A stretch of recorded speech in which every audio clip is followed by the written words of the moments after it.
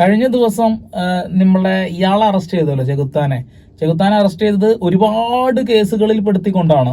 എന്തുകൊണ്ടാണ് അത്രയും കേസുകൾ വരുന്നത് നിങ്ങൾക്ക് അറിയോ? മോഹൻലാൽ എന്ന് പറയുന്ന ആ ഒരു വ്യക്തിയെ, ആ ആക്ടറിനെ കളിയാക്കിയത് കൊണ്ട് മാത്രമല്ല. മോഹൻലാലിനെ കളിയാക്കുന്നതിൽ മോഹൻലാലിന് സങ്കടമൊന്നുമില്ല എന്ന് മോഹൻലാൽ തന്നെ പറയുന്നു. പക്ഷെ ഇന്ത്യൻ ആർമിയെ കളിയാക്കിയതിൽ ലാലേട്ടന് ഭയങ്കര സങ്കടമുണ്ട്. അത് എന്നെ പോലെയുള്ള എല്ലാ രാജ്യസ്നേഹികൾക്കും സങ്കടം ഉണ്ടാവും.